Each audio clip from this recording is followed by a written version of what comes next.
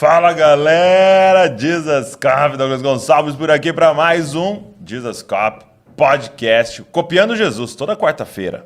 Nós estamos juntos aqui nessa mesa abençoada para que a gente possa conversar sobre algum tema, tá? De segunda-feira, 10 horas da manhã, sempre tem um convidado aqui, te entrevista ele e tal, mas de quarta a gente tem um tema para a gente trabalhar. E hoje nós vamos falar sobre como reclamar afeta o seu cérebro. O que acontece quando a gente reclama? O que começa a acontecer com a nossa saúde mental quando a gente tem um hábito de reclamar? Você tem o hábito de reclamar? Então esse podcast é para você. Infelizmente, faz parte da nossa cultura essa questão do reclamar, do murmurar, e nós vamos conversar sobre isso. Eu tenho certeza que você vai ser extremamente abençoado nesse dia aqui. Então vai entrando todo mundo aí, vai já deixando seu comentário, já vai curtindo esse vídeo, já vai pegando esse link, mandando para geral, que eu tenho certeza que vai ser extremamente relevante. E para essa conversa, né, geralmente quando tem cérebro envolvido, entendeu? Eu trago meu amigo reforço convidado aqui, Dr. Johnny. E aí, meu amigo.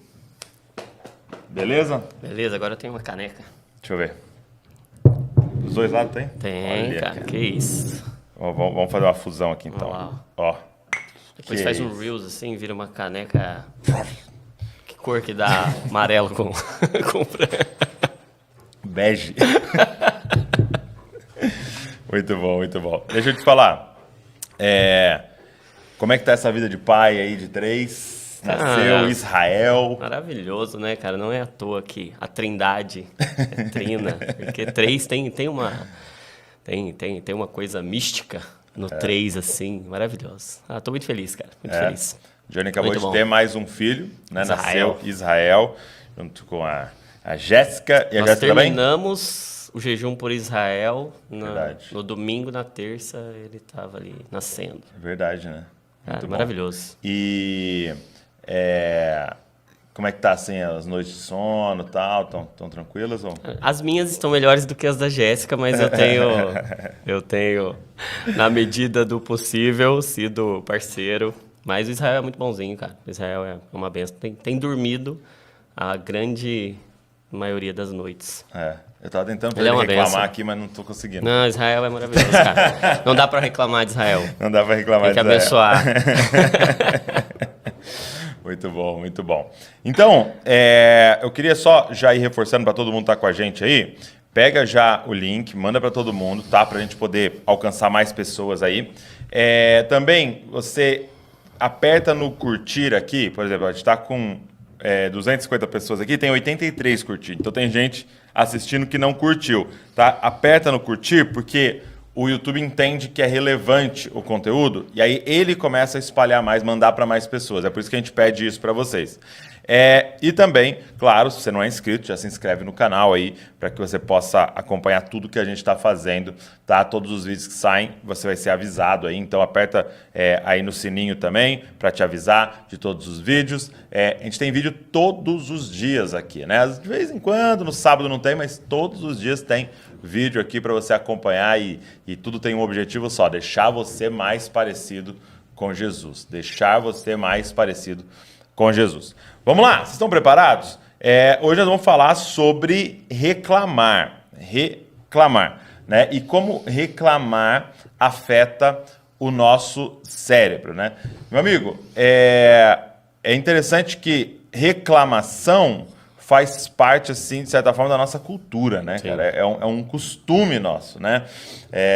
Eu lembro, às vezes, dos avós, assim, sentado na frente da televisão ali, assim, colocaram num programa, eles escolheram aquele programa e reclamaram. Esses caras aí, não sei o quê. Então muda de canal. Não, eu quero ficar reclamando aqui. É gostoso, né? De certa forma, traz uma que sensação de alívio, né? É prazeroso reclamar. É interessante. Eu acho que isso vem desde a queda.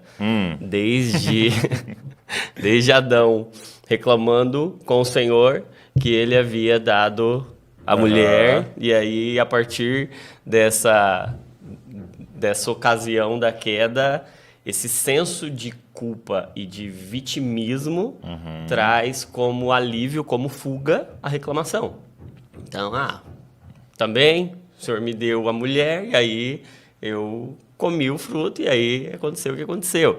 E de lá até cá a gente vive a reclamação, tem muito desse nosso senso de culpa clamando por um alívio.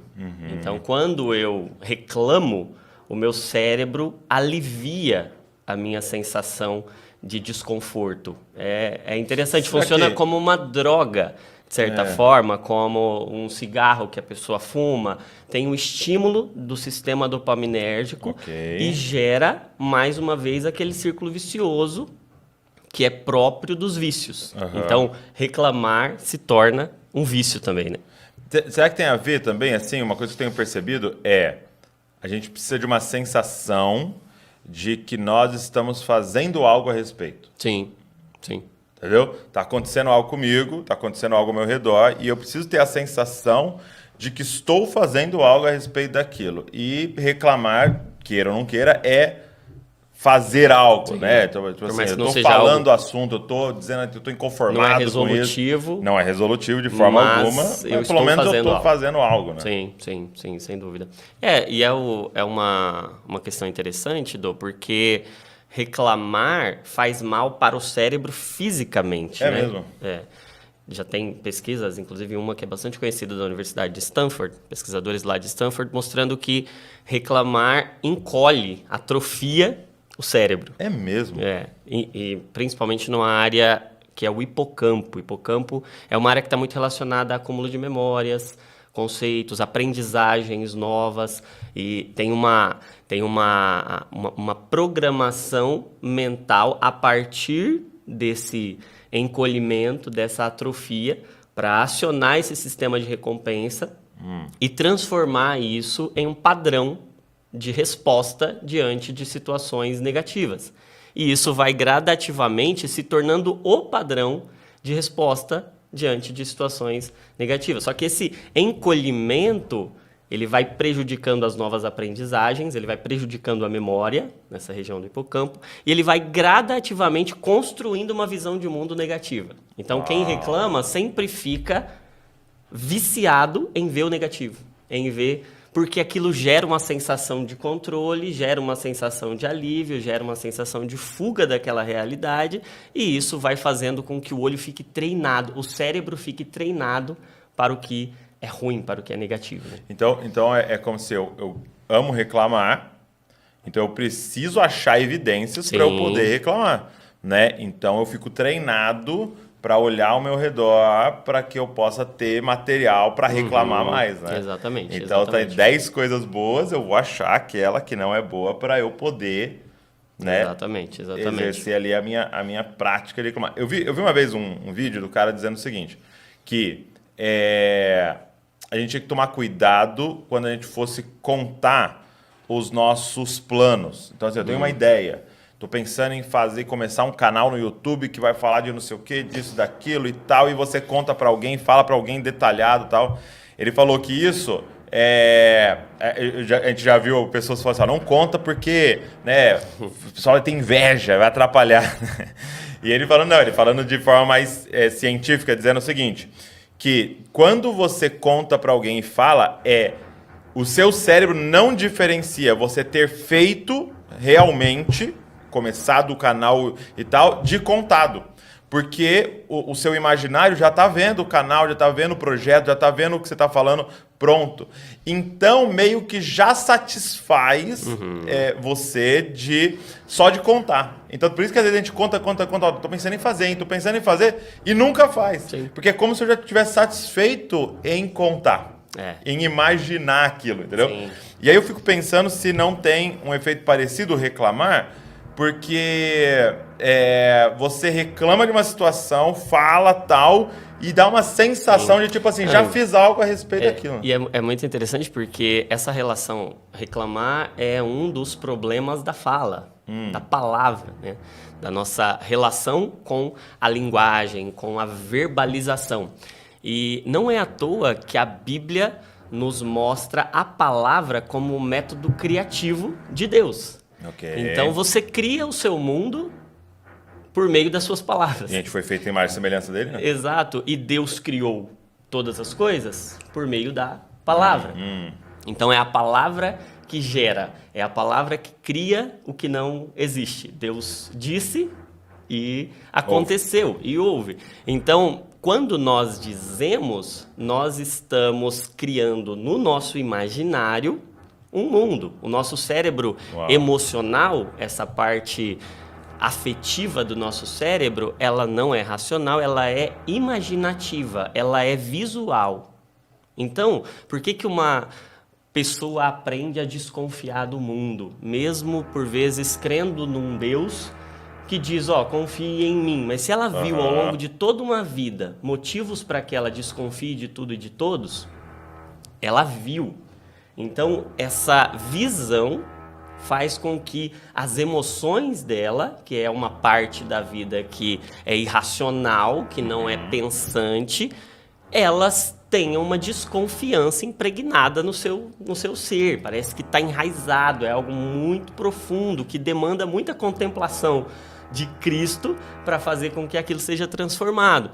E isso acontece com as palavras. Quando a gente começa a falar, a gente vai intuitivamente, instintivamente, criando aquele cenário no nosso imaginário, no nosso subconsciente. E isso vai gerando uma série de conexões cerebrais, uma série de caminhos cerebrais que não são reais, que são criados a partir da nossa reclamação, mas que adestram a nossa mente para aquilo que foi gerado no nosso medo, no nosso temor, na nossa raiva, na nossa irritabilidade, na nossa insatisfação. Né? Cara, isso é incrível. E até tá acontecendo agora aqui, ó. Tá aqui em cima. Os caras só sabiam que a gente ia falar sobre reclamação. E estão com uma estão com uma parafusadeira aqui. Nós somos muito gratos. Obrigado, andar de cima, por estar fazendo barulho aqui ao vivo. É isso. E, cara, como isso é real na palavra de Deus, né? Porque você vê, por exemplo, naquela passagem onde o povo chega, né, com Moisés ali na Terra Prometida, né? Eles estão diante da Terra Prometida. E aí Moisés envia 12 espias, né? Uma de cada tribo, para ir lá e dar uma olhada, né, na Terra Prometida. Então, pensa. Havia uma promessa de Deus desde Abraão, eu vou te dar essa terra. E aí em Moisés eles falam, chegou a hora, vocês vão receber essa terra. Sai do Egito de forma milagrosa, né? Então, o sair do Egito já foi assim milagroso. Aí eles chegam até a Terra Prometida depois de dias, e então eles estão lá para dar uma olhada. E qual que era a promessa? Cara, essa é uma terra que mana leite e mel. É uma terra muito fértil, é uma terra de abundância, uma coisa maravilhosa, beleza. Aí os 12 entram. E aí os 12 voltam com um relatório do que viram, né? Como a gente está dizendo, do que eles viram. 10 deles dizem o seguinte, olha, pelo amor de Deus, não vamos entrar. A gente é tipo gafanhoto perto desses caras. Eles vão esmagar a gente. Eles vão destruir a gente. Tem gigantes nessa terra. Pra você ter uma noção, a uva... ela é tão grande que 2 homens têm que carregar um cacho de uva. As coisas tudo gigantescas lá dentro, eles vão acabar com a gente. Gente, Deus trouxe a gente aqui para morrer. Não entra lá, nós vamos morrer. Beleza. 2, né, Josué e Caleb, eles trazem outro relatório.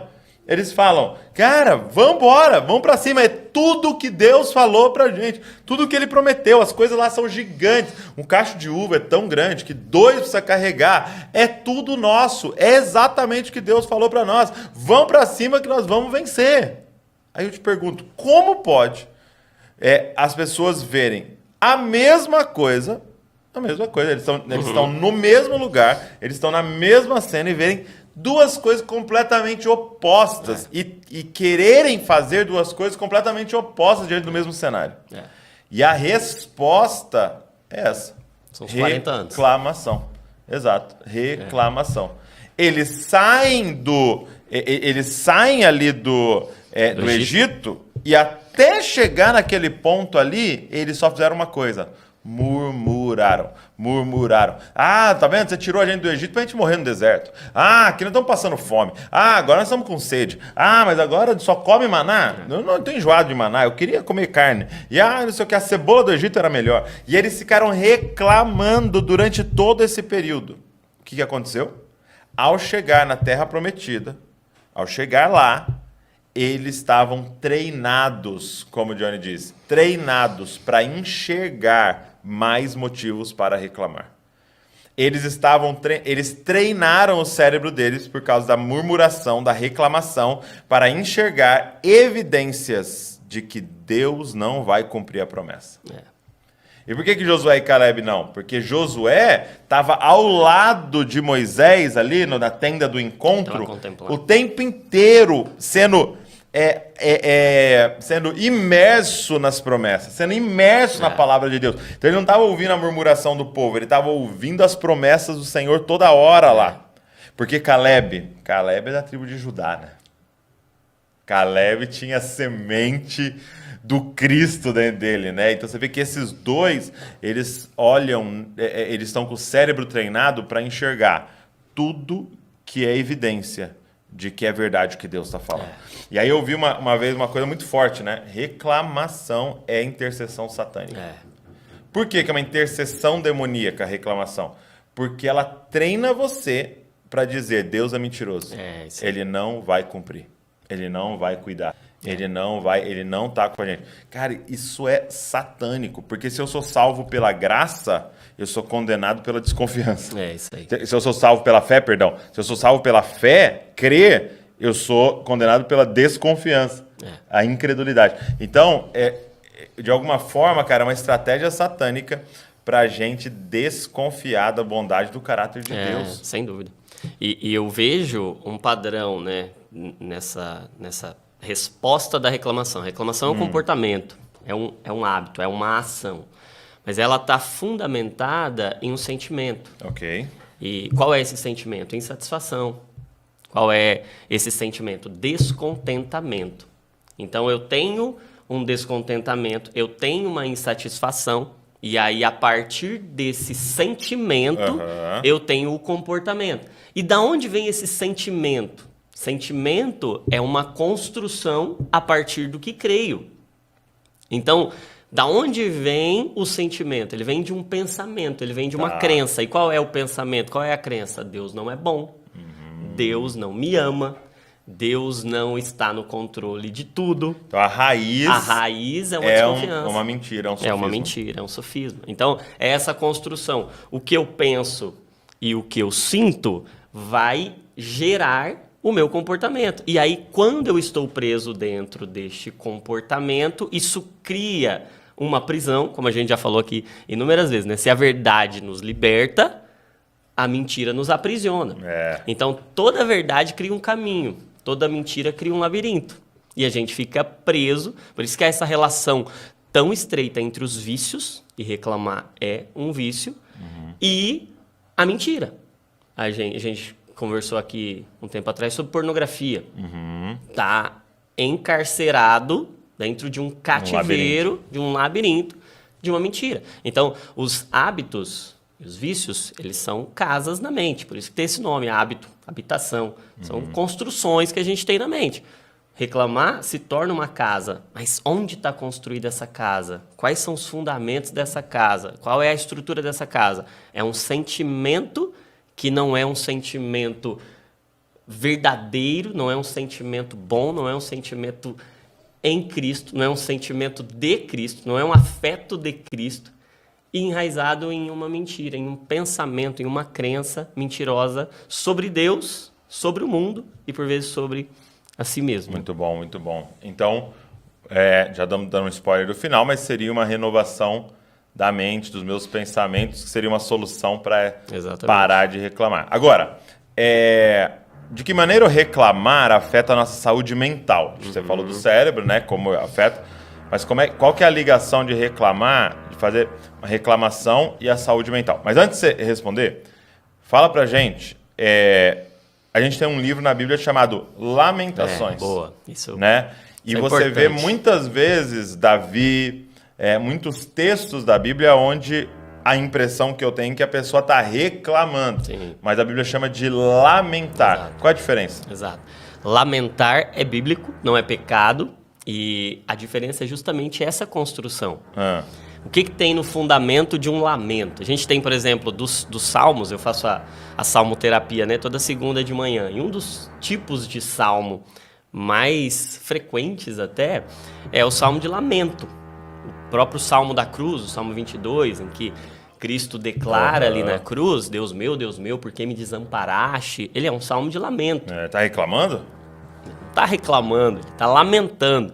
E qual que é a diferença principal entre o lamento, que é bíblico, que tem um livro na Bíblia e que faz bem até lamentar? Esses dias eu até estava conversando com algumas pessoas sobre o poder que o lamento tem no cérebro. Quando a gente chora diante de uma angústia, diante de uma dor, nessa atitude de dor, de lamento, de choro, por que sai lágrima, né? Interessante. Por que a gente chora com lágrimas? Quando a gente está produzindo essa lágrima, o nosso cérebro está produzindo uma substância chamada encefalina, que é um potente analgésico, parente da morfina. Então, Parecente, gostei. Parecente, eu criei uma... Parecente, é isso aí. E essa encefalina é um analgésico. Então a gente lamenta, a gente chora, isso alivia a nossa dor de forma saudável, porque produz um analgésico natural, alivia a dor, é uma forma de lidar com a dor, e tem até estudos mostrando, eu já vi até alguns estudos preliminares sobre isso, correlacionando depressão, e aí entrando na sua pergunta até posterior, a relação com a saúde mental, correlacionando depressão com falta de lágrimas, e usando lágrimas artificiais como possível tratamento para lubrificar os olhos para um tratamento adjuvante da depressão. Interessante. Porque chorar é bom, porque chorar faz bem. Porque existe uma parte da depressão que pode ser uma apatia, né? Exato, uma falta de sentimento. Isso, uma atrofia dessa região do sentimento, uma dessensibilização dessa parte afetiva do cérebro. Então, chorar é bom, bem-aventurados os que choram, porque eles serão consolados. Jesus chorou. A promessa do Evangelho não é que você não vai sofrer e não vai chorar e, por isso, não vai lamentar. Até Eclesiastes 7 diz que é melhor você ir numa casa onde tem luto do que numa casa onde tem festa, porque ali naquele lugar de lamento, seu coração vai ser melhorado. É como se o lamento, a angústia, abrisse uma parte profunda do nosso coração, fechasse o superficial e abrisse o profundo para que a gente possa ser melhorado. Qual que é a diferença entre a lamentação e a murmuração? Os dois podem ter uma atitude exterior muito parecida. Os dois podem ter um choro, os dois... Você lê, por exemplo, Lamentações, né? Eu tenho estudado Lamentações, você vê, por vezes, um sentimento de angústia tão intenso ou mais intenso do que em alguém que está reclamando.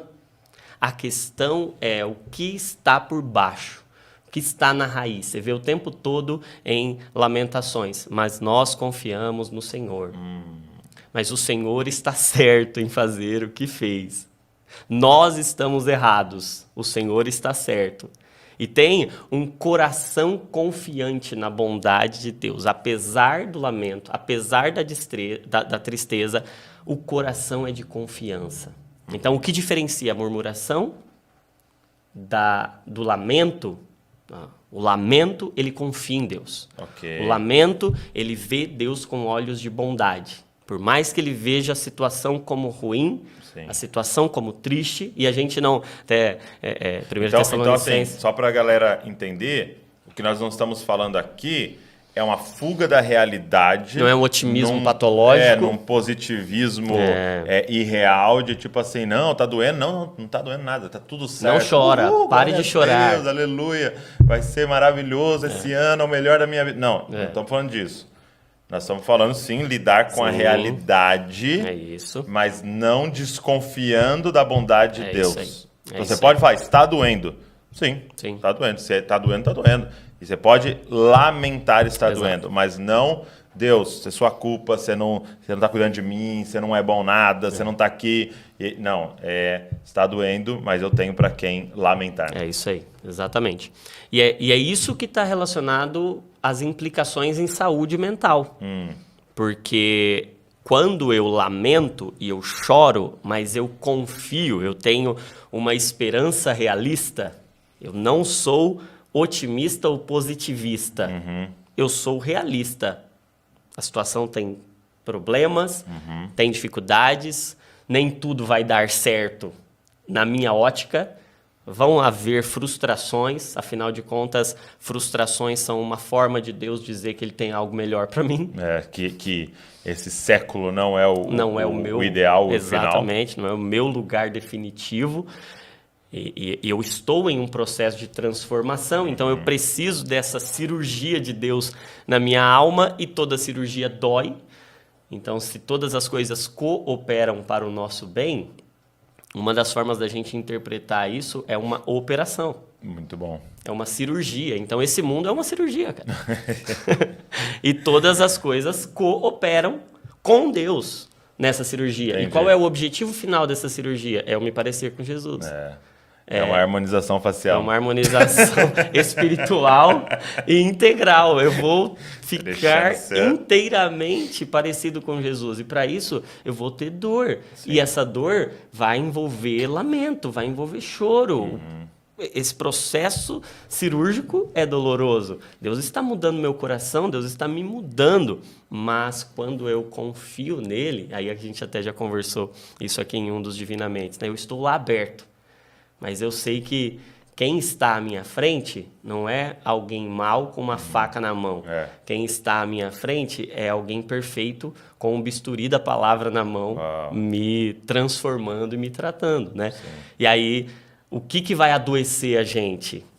É o murmurar. A gente já tem estudos mostrando que essa murmuração crônica, e aí até o número que ficou ali como ponto de corte, é 30 minutos de reclamação por dia. Aí, se somar, eu acho que até mais. Todo mundo chega perto. Né? Esse processo de reclamação crônica aumenta a probabilidade, aumenta a propensão à ansiedade. Por quê? Você começa a ver o mundo com uma ótica negativa. Okay. Então, a ansiedade tem a ver com essa imaginação de um perigo que está me rondando. E aí, obviamente, nós não estamos falando do transtorno de ansiedade, que é um desajuste desse mecanismo. Estado, né? Mas o estado ansioso, essa emoção ansiosa e esse estilo de vida, por vezes, ansioso, tem a ver com uma capacidade de antever um perigo. Então, se o meu cérebro está treinado para ver o ruim, ele já fica antevendo ruim, e isso tem a ver com ansiedade. E também tem a ver com esse estado depressivo, aumenta a probabilidade de eu entrar nesse estado depressivo, porque a depressão tem a ver com esse afundamento, com esse rebaixamento de todas as funções cerebrais, e esse rebaixar é ver negativamente, é pensar de forma pessimista, é olhar tudo com uma ótica ruim, com um pensamento de que não vai dar certo. É como se tivesse uma lente mesmo nublada, cinzenta, colocando em tudo que é colorido algo de incolor, algo de sem brilho, né? Então, treina a mente para estado ansioso e para um estado depressivo. Então, não só a saúde mental, mas a saúde física, porque uma coisa que a gente percebe também é que essa antecipação de um perigo aumenta a liberação de cortisol. E o cortisol é o hormônio do estresse. Então, o corpo inteiro é banhado por cortisol diante de um estado de reclamação. Então, você libera, parece que está ajudando, por isso que ele replica aquele sistema, mas o que está acontecendo é que o corpo está sendo encharcado de cortisol. O cortisol, não apenas para a mente, mas para o corpo, vai inflamar tudo. Então, aumenta a inflamação do corpo. Uns dias atrás, eu peguei a Luísa na escola, né? Depois da aula, e ela estava frustrada, né? E ela entrou no carro reclamando, né? Reclamando e brava e tal. Foi o que aconteceu? Eu tive uma prova e uma das questões era um textinho assim que tinha que ler e responder sobre o texto, só que estava borrado e eu não consegui ler o texto. Aí eu falei para a monitora que estava lá na prova e ela não me deu bola, não quis trocar para mim e não sei o quê, pai. E aí, mas eu falei, mas você foi mal? Eu devo ter ido mal nessa prova, não sei o que. Eu falei assim, ó, você tá aí brava, chorando e tal. Primeiro, você tem que ir lá conversar. e fala, ó, tava borrado, eu não pude fazer, é possível fazer de novo? Tal. Então, a primeira coisa, você tem que agir, fazer, entendeu? A gente só reclamar não vai acontecer nada. Segundo, você nem sabe quanto você tirou. Então você está aqui sofrendo, tendo todas essas liberações do corpo agora. Você vai perder aí a seu dia, que você poderia fazer um monte de coisas maravilhosas, com uma coisa que você não sabe qual foi a sua nota. E ela não, ela tem a sensação de que ela tinha ido muito mal. Aí ontem ela entrou no carro com aquela cara assim, então, recebi a nota lá, tirei 9. Eu falei, tá vendo? Você sofreu à toa. Por quê? Reclamar vai te fazer ter uma leitura das situações bem pior do que elas são realmente. Exatamente. Então, sim, aquela questão ela não conseguiu responder e perdeu aquele ponto, ela tinha tirado 9. Aí você pode falar, podia tirar 10 sim, mas aí você perde celebrar um 9. E se comportar e ter sensações de quem tirou 2 por causa do reclamar. Então, realmente afeta toda a nossa saúde e a nossa leitura. Eu lembro que uma vez eu estava ouvindo um pregador dizendo assim, eu sou muito otimista. Eu sou muito feliz, eu sou muito otimista e tal, eu vejo tudo de forma positiva. Ele falou, por exemplo, tô aqui pregando, alguém levanta lá no fundo e sai. O que eu penso? Tá tão bom que ele foi chamar mais alguém. E é interessante, assim, eu entendo até que a gente pode ser um otimista patológico, né? Mas é interessante que você sabe por que a pessoa levantou. E aí, de repente, a gente escolhe interpretar todas as coisas nos punindo. Não, ele não gostou, ele tá indo embora, ele tá muito bravo e tal. Não, ele tá com dor de barriga, ele foi ao banheiro. Ou às vezes ele foi chamar mais alguém, ou, entendeu?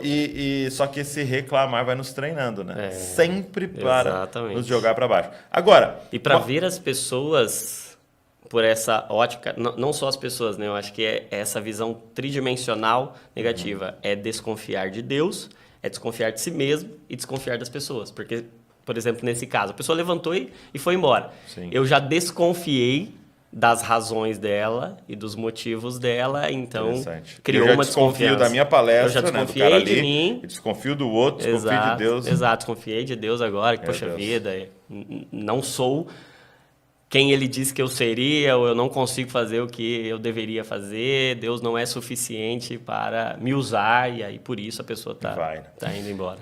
Agora uma pergunta, e ouvir reclamação? Também.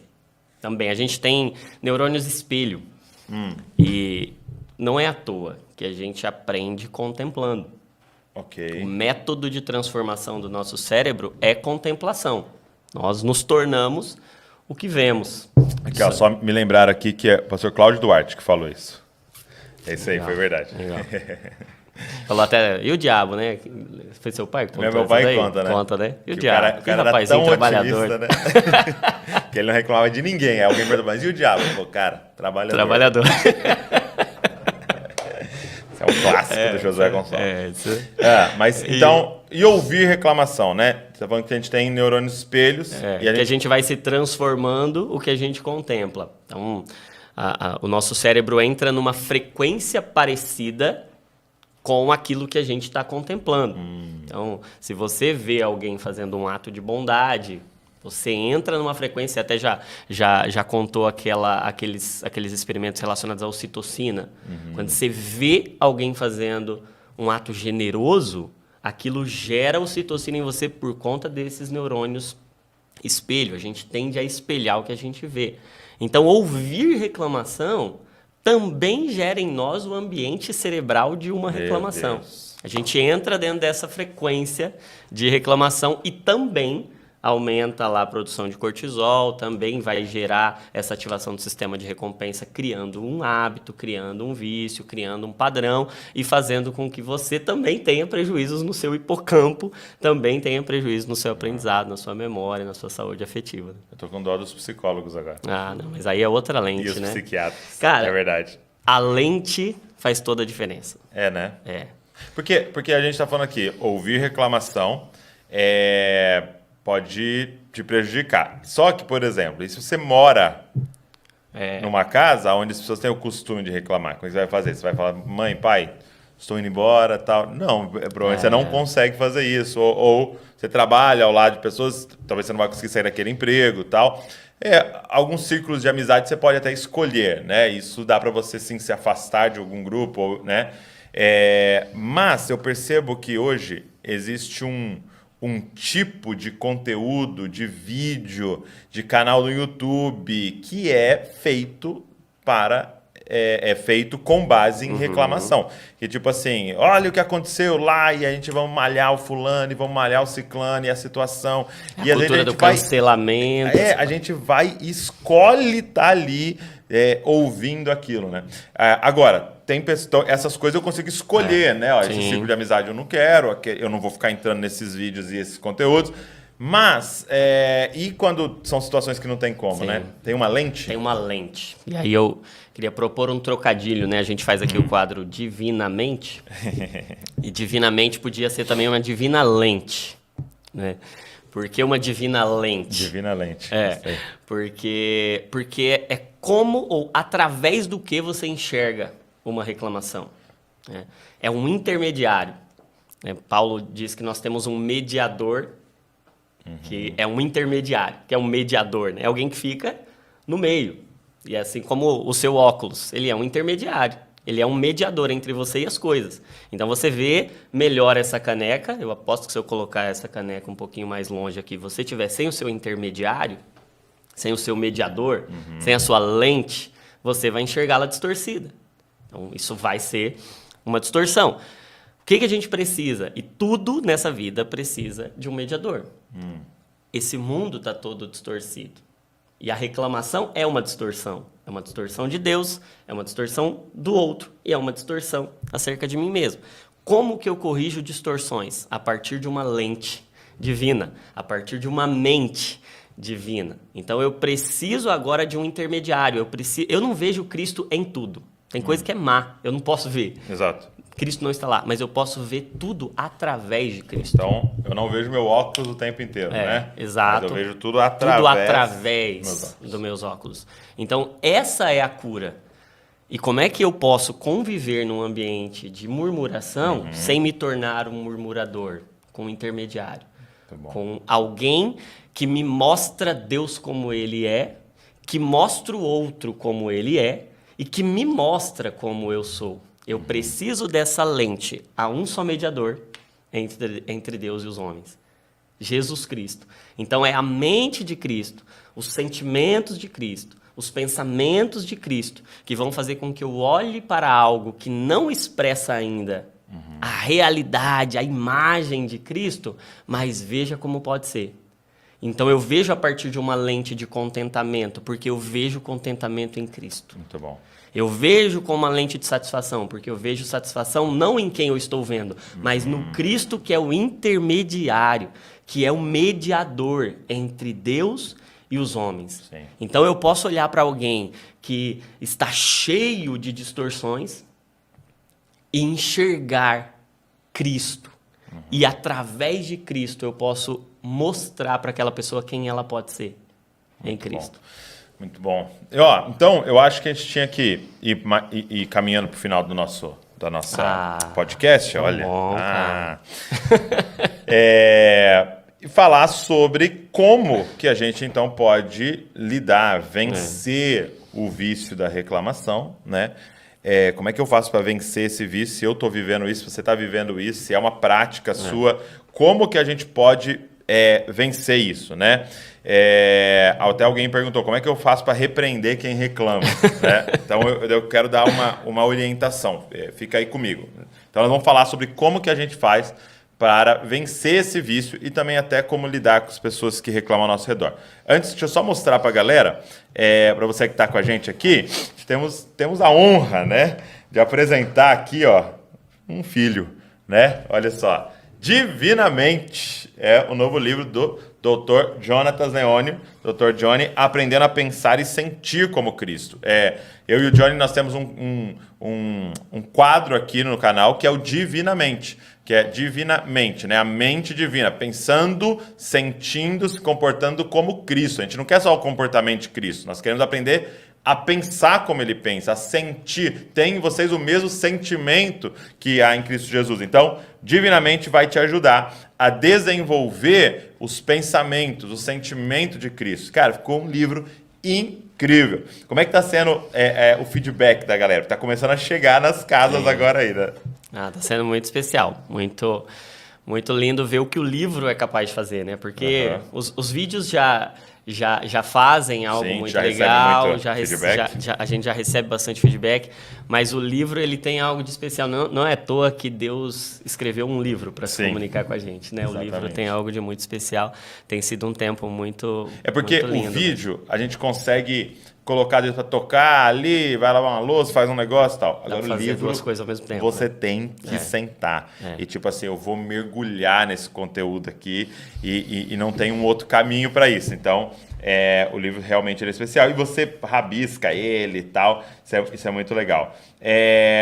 Eu queria dizer para a galera que está aqui com a gente, como a gente está nesse podcast com o autor, a gente vai colocar frete fixo, tá bom? Frete fixo para todo mundo que está aqui com a gente. Só você acessar então, a gente vai deixar o link aí para vocês no chat ou na descrição do vídeo aqui. Só você acessar, pede o seu. Ah, Douglas, moro muito longe. É frete fixo para o Brasil inteiro, tá? Para fora a gente não consegue. Mas eu moro muito longe de São Paulo. Vai pagar a mesma coisa de quem mora aqui do lado de Bragança, tá bom? Para que todo mundo tenha acesso aí ao Divinamente. Eu tenho certeza que vai te abençoar muito. Lá no site tem a caixa fechada, que vem 20. Então, se eu não me engano, são 30% de desconto. Para quê? Para você fazer em grupo. Cara, saúde mental tem sido um grande tema nas nossas igrejas e no Brasil inteiro, né? Vou falar da nossa realidade brasileira. Estuda junto. Pega, mesmo se você for comprar um, leia junto com alguém, mas se você puder, fala, pera, vou pegar o grupo da igreja, a célula, os jovens, os adolescentes, as mulheres, os homens, eu vou ler junto com eles esse livro para que a gente possa auxiliá-los nessa jornada aí de saúde mental à luz das Escrituras, ok? Então, Divinamente, disponível aí, tem a caixa lá também, vou deixar o link para vocês aqui, só vocês acessar. Estão mandando no chat aí, equipe, e vai estar na descrição também se você está vendo gravado. Meu amigo, então tá. Como que a gente pode vencer esse vício da reclamação? Eu queria começar respondendo, já pegando o gancho do ouvir reclamação. Né? Quando a gente ouve reclamação, alguém perguntou, posso repreender quem está reclamando? Tal. Eu queria te dar uma outra sugestão. Sim, você pode conversar com essa pessoa, mandar essa live para ela, mandar esse podcast para ela, mas eu queria te propor uma outra coisa também. Quando alguém vier reclamando para você, então, por exemplo, alguém falou aqui, ó, reclamar do governo atual, ok? O que você pode fazer que se alinha e que vai transformar aquela reclamação numa lamentação? Chame essa pessoa para intercessão. Entendeu? Fala para ela assim, olha, cara, isso é verdade, hein? Poxa, tal coisa está muito ruim. A empresa aqui, poxa, eles estão dando mancada nesse sentido. Pô, sua mãe realmente fez isso. Poxa, o governo realmente fez aquilo. Beleza. Vamos fazer o seguinte, cara. Vamos, essa semana inteira, orar sobre isso. Porque aqui tem duas coisas. Primeiro, nós vamos fazer alguma coisa a respeito. Então, a gente sai dessa posição de só os que falam e reclamam. Segundo, nós estamos dizendo, Deus, nós confiamos em Ti. O Senhor está no controle. Uau. E é isso que transforma a reclamação em lamento. Porque eu estou falando da realidade, é negativa a realidade em muitos aspectos, em muitos momentos, mas eu não estou dizendo, é sua culpa, Deus. Tá? Uma ilustração que me veio à mente quando você estava falando, é mais ou menos assim, eu dei de aniversário para o Davi uma bicicleta. Então imagina que o Davi está andando de bicicleta, ele cai, e ele, sei lá, rala o joelho. O joelho dele está machucado e sangrando. Qual é a diferença de reclamar e lamentar? Reclamar era ele chegar para mim e falar, essa bicicleta que você me deu essa bicicleta aqui para me matar, né? É isso que você queria, né? Esfolar meu joelho, você é um pai mau. Isso é reclamar. O que é lamentar? Pai, ralei meu joelho, tá doendo muito. E chorar, e dizer, você poderia pôr um remédio aqui? Uau. É você entender que a queda é culpa sua, você que desequilibrou. Entendeu? Não é culpa do pai. É culpa sua, que você desequilibrou ali e tal. Beleza. Só que você tem seu pai para ir lá e pedir remédio para ele. Então você vê que é um lamentar. É um chorar. É um dizer do negativo. Mas recorrendo àquele que está no controle e continua sendo bom. Então, eu queria te falar, chama para intercessão. Mas não é crente, não tem problema. Fala, eu vou orar sobre isso, tá? Conta comigo, eu vou orar sobre sua mãe, eu vou orar sobre a empresa aqui. Deus vai fazer algo. E quando Deus fizer, cara, aquela pessoa vai ver Deus agindo. Né? E talvez essa seja a resposta mais prática da diferença entre lamentar e reclamar. É que reclamar te afasta de Deus. E lamentar te aproxima dele. Muito bom. A lamentação chama para perto. A reclamação afasta e leva para e leva para longe, né? Então, concordo plenamente com você e achei fantástica a visão disso, de como a gente pode fazer isso de forma prática. E é interessante que, se você falou que a reclamação é uma intercessão demoníaca, é uma intercessão satânica, a vontade de reclamar é um estímulo, é um gatilho, é um impulso para a intercessão. Então, você tem dois caminhos ali. Qual intercessão você vai fazer? Qual intercessão você vai fazer? A quem você vai interceder, né? Então, toda reclamação ou vontade de reclamar, estímulo para reclamação, pode ser transformado em uma oração, pode ser transformado em uma intercessão, sobretudo quando a gente faz isso junto. A intercessão tem esse papel de colocar duas coisas juntas, né? Por isso que é intercessão, intersecção, é esse encontro. Então, tudo é para gerar um encontro. Então, a reclamação tende a te afastar do outro, a reclamação tende a te afastar de você, a reclamação tende a te afastar de Deus. O lamento não. O lamento, a lamentação, a intercessão tende a criar uma intersecção, criar um encontro. Então, vamos junto? Vamos orar junto? Vamos chorar junto? Cara, como eu acho lindo esse entendimento de que Jesus nos ensina a chorar junto. E quando alguém está chorando, antes de dizer pare de chorar, o nosso desejo e o nosso impulso tem que ser de alinhar o nosso coração ao coração dessa pessoa que está chorando, para que a gente agora, com o mesmo coração, possa clamar junto. Então, alinhar o coração, chorar com os que choram, se alegrar com os que se alegram, encontrar o sentimento, encontrar o coração, é parte desse tratamento de Deus. E aí, você estava falando de Filipenses 2, em que nós entendemos que tem que haver em nós o mesmo sentimento que houve em Cristo Jesus. E esse texto eu até falo bastante dele no livro, porque ali nessa construção de Filipenses 2 tem uma espécie de modelo anatômico da mente de Cristo. Então está lá dizendo que haja em vós o mesmo sentimento, e essa palavra para sentimento ali é a palavra pronel, que quer dizer mentalidade mesmo, é um padrão. Porque em algumas versões é o mesmo modo de pensar. Modo de pensar, a mesma atitude, mas é o mesmo modo de pensar, é um padrão de pensamento.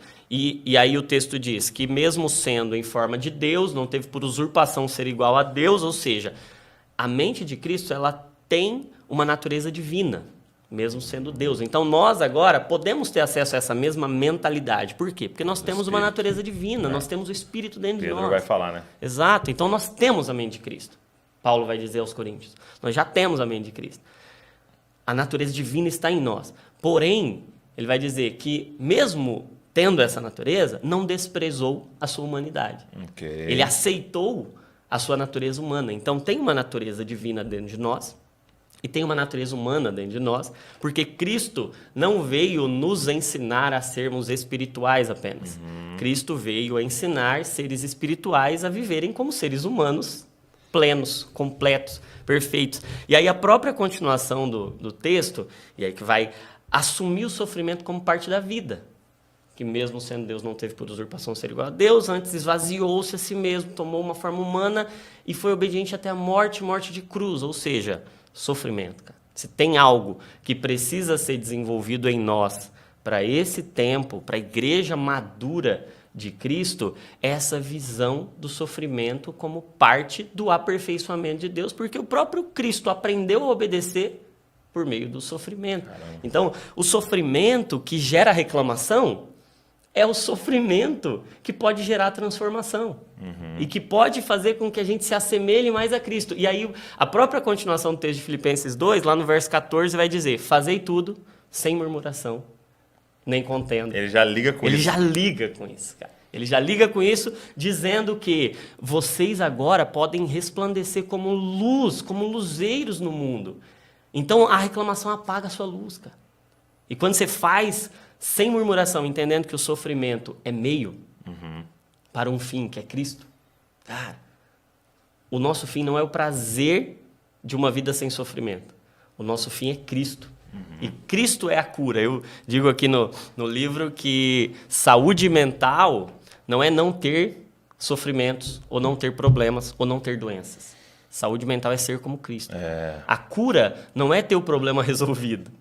A cura é ser como Cristo, mesmo com um problema. E é isso, né? Tipo assim, é o que Paulo vai concluir em Romanos 8, né? De tipo assim, nada pode me afastar. Na verdade, tudo vai me empurrar. isso. Ser curado cara. é o próprio sofrimento me jogar no colo de Cristo. É isso aí. Né? E os prazeres também me empurrarem para Cristo. É isso. E o dia ruim me empurra para Cristo e o dia bom me faz adorar Cristo.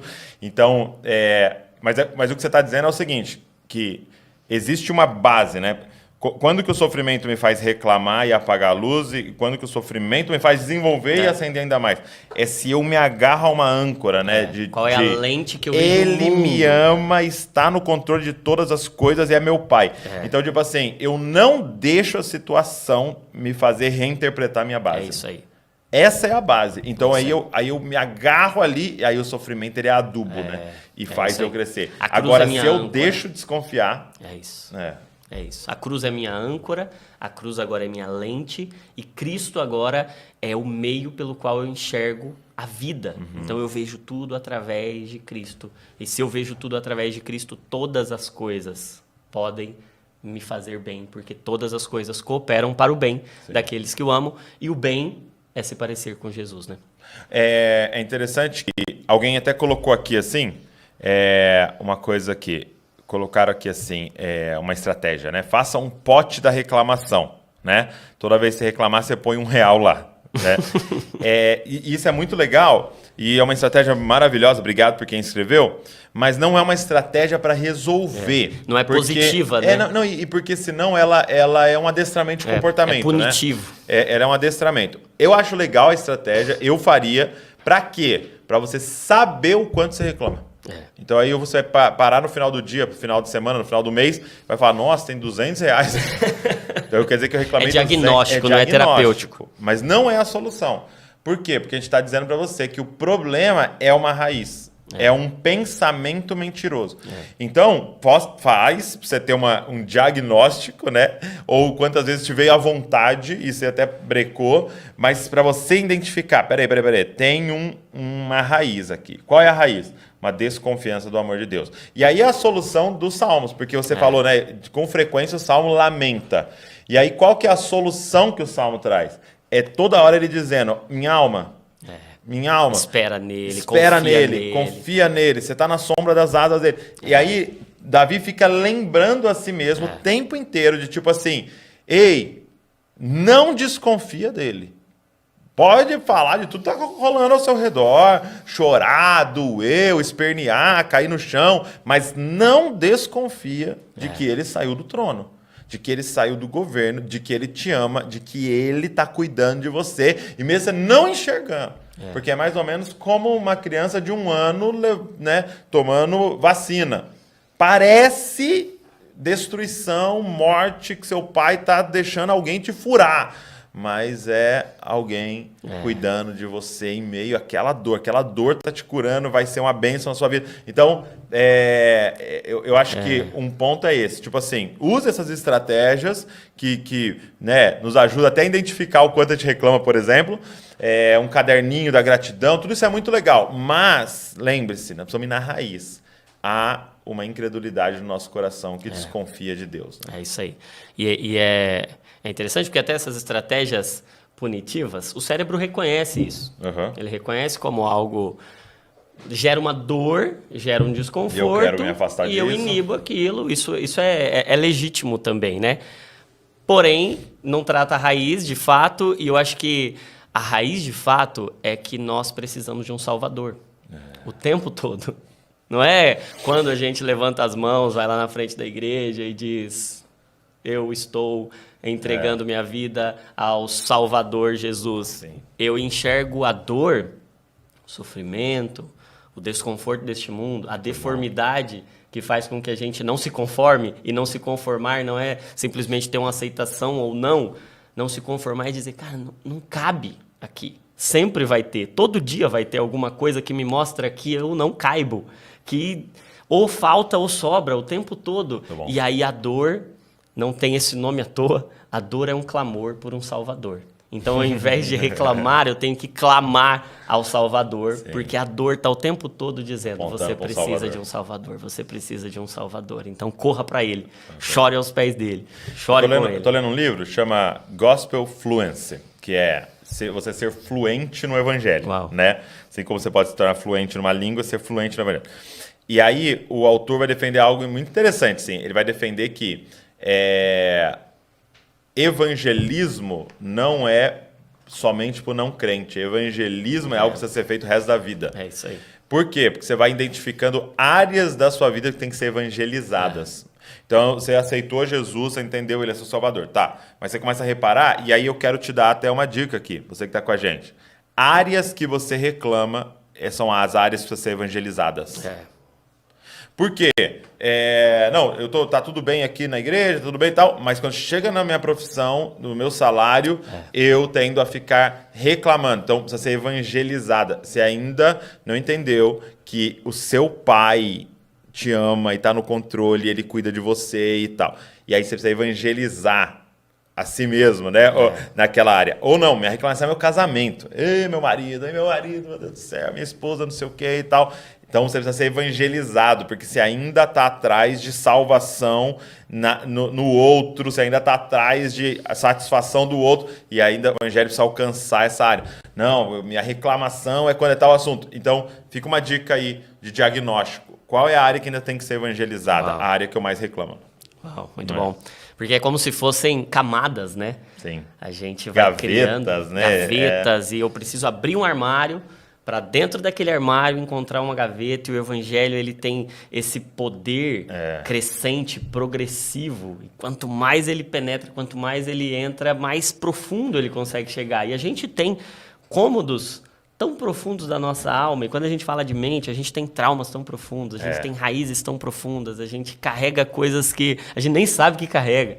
E é só nesse aprofundamento do evangelho dentro de nós. Eu acho até que eu, enquanto profissional, por vezes lido com questões ali e vejo muitos cristãos sofrendo muito e se culpando muito por algumas áreas da vida que eles não conseguem, o que a gente não consegue ainda expressar Cristo, ainda temos um padrão de comportamento que está distorcido, e encarando isso com culpa como se fosse um fracasso, como se eu não fosse um bom cristão.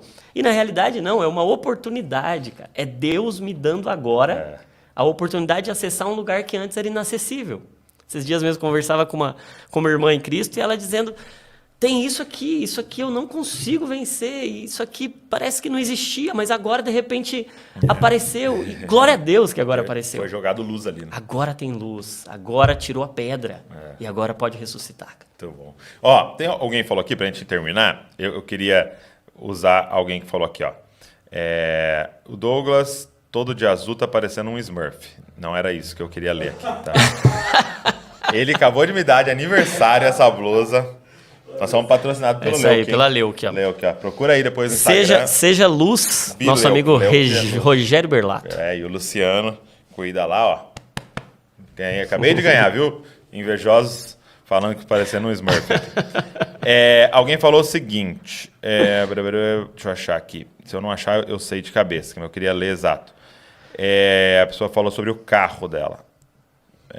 Eu já sei que carro é. A pessoa falou o seguinte, que algo que faz ela reclamar toda hora é o carro dela, né? O carro dela faz ela reclamar, porque aqui, ó, tem um carro que me faz pecar, reclamar direto. Alguma sugestão? Deus abençoe. Foi o Renan que fez essa pergunta. Então, eu acho que eu diria algumas coisas que pode completar, né? Então, um carro, provavelmente seu carro quebra toda hora e te faz reclamar, ele para ou ele, sei lá, tem algum problema aí no seu carro. A primeira coisa que eu diria para você é que a gente reclama porque a gente age a partir de uma posição de quem tem direitos. Então, a gente se acha melhor do que a gente realmente é. Olha, nós somos pecadores. Todos pecaram e foram e estamos fora do direito de tudo que é bom. Então, deixa eu te dizer uma coisa. Você ter um carro é graça, misericórdia, bondade. Mas você não sabe nem qual carro é. Graça, misericórdia e bondade de Deus. Você ter perna é graça, misericórdia e bondade de Deus. Nós acordarmos hoje é graça, misericórdia e bondade de Deus. Porque toda manhã as misericórdias do Senhor são renovadas sobre nós. Porque nós não merecíamos acordar. Nós merecíamos a condenação eterna. Então, esse é um ponto. Ok? Então, você precisa olhar para tudo com extrema gratidão. Tem uma resposta que eu gosto muito, que o meu amigo Vagnão me ensinou. Toda vez que alguém te pergunta, e aí, como é que você está? Tudo bem? Você fala, melhor do que eu mereço. Porque é real. Estar vivo é melhor do que eu mereço. Então, é bondade de Deus. Enxergue bondade de Deus em ter um carro, seja lá qual for. Esse é o primeiro ponto. Mas o segundo ponto, que aí é aquilo que a gente conversou. A gente não pode ser aqueles que negam a realidade. Seu carro está ruim. A pergunta é, o que você está fazendo para, então, caminhar aí para uma solução desse problema? É isso. Você está juntando pouquinho de dinheiro por mês, porque daqui a 2 anos você trocar. Mas 2 anos. Mas você está fazendo algo. Legal se pudesse ser mês que vem, mas que seja 2 anos, 4 anos, você está fazendo algo para sair dessa situação? Porque por muitas vezes a gente só reclama e não age. Não transforma. Não faz algo em relação àquilo. Então uma vez eu vi alguém dizendo o seguinte, é uma ilustração, né? O cara passou e tinha um cachorrinho chorando. Chorando ali assim, né? Aí pergunta, por que esse cachorrinho está chorando? Aí a outra pessoa falou assim, é porque ele está sentado em cima de um prego. Aí ele falou, meu Deus, mas ele está sentado em cima de um prego, ele está chorando. Mas por que ele não sai? Né? É porque não está doendo o suficiente. Uau. Essa é a real. Meu Deus. Então nós precisamos agir, nós vamos fazer algo a respeito daquilo. Então, eu sinto que tem um tipo de dor que a gente reclama, mas tem um tipo de dor que a gente age. É isso aí. Né? Então o que você está fazendo? E sabe o que você falou? Me lembrou, quando eu estava estudando, uma das temáticas da neurociência, é como é que se gera uma sinapse, né? E é legal porque vem a partir de um potencial de ação. E é interessante esse termo, potencial de ação. É um estímulo. Então, estímulo pode ser traduzido como um potencial de ação. Não é uma ação. Não é uma ação. Mas é um potencial de ação. Então, o estímulo é um potencial de ação. E olha que interessante. Todo estímulo que não gera uma ação gera um estresse. Estímulo sem ação... Fica uma energia paralisada. E aí gera um estresse. E é esse o espírito do nosso tempo. Sim. É um constante estímulo, mas esse estímulo precisa gerar uma ação, uma transformação. É o convite do Evangelho. É não se conforme. Seja transformado. Como é que é a transformação? A partir de uma renovação de entendimento, de enxergar tudo através de Cristo, com essa bondade e misericórdia de Deus nos seguindo todos os dias. Sim. Enxergando tudo como uma oportunidade de conhecer mais da graça, porque não é à toa até que a gente usa como termo gratidão, que é o antídoto da murmuração, a gratidão.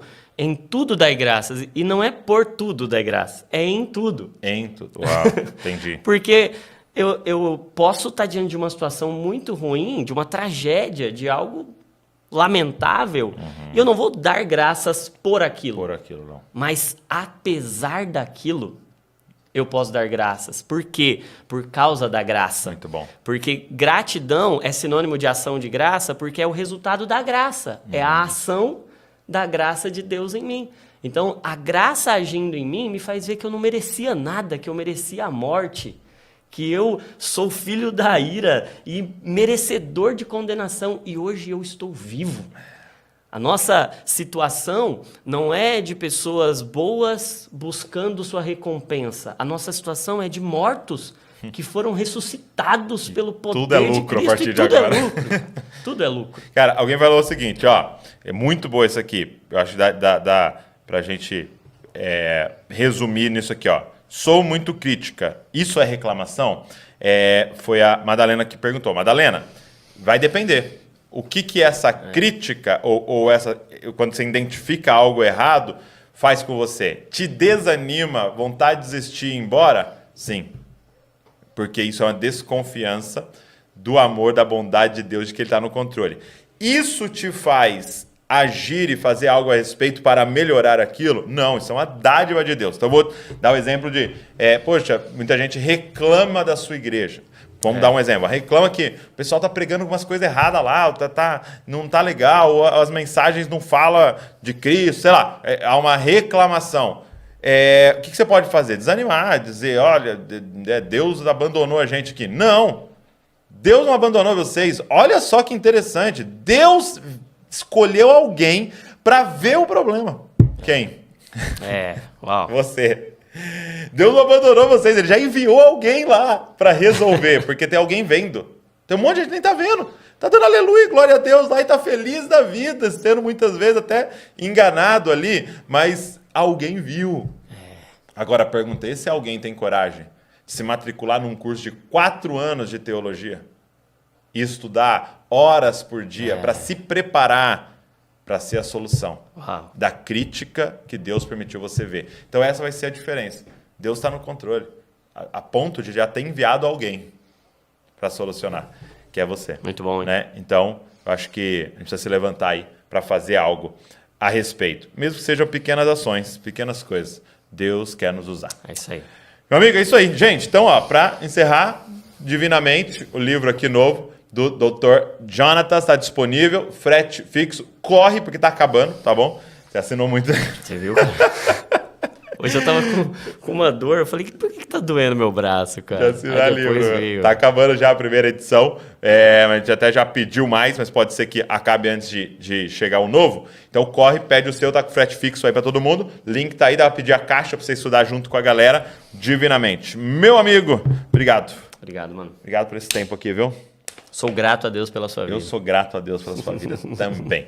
Olha, você que ficou aí com a gente, obrigado. Você que está nos ouvindo nas plataformas de podcast, você que assistiu aqui com a gente, obrigado. E pega esse link e manda para todo mundo, tá? Manda nos grupos que mais reclamam. Manda lá, tá, aqueles grupos. Grupo da família. Da família, galera reclamando. Fala, gente, ouve essa família e trabalho. Aqui. Eu achei que faz sentido, tá? Vai ser muito legal. Também se inscreve aqui no canal se você não é inscrito ainda e aperta no gostei aqui para que mais pessoas possam ser alcançadas por esse conteúdo aqui. Tudo que a gente faz aqui tem um objetivo, deixar você mais parecido com Jesus. Por isso, copia Jesus e copia Jesus. Deus abençoe vocês e não se esqueçam, vocês são cópias de Jesus. Valeu!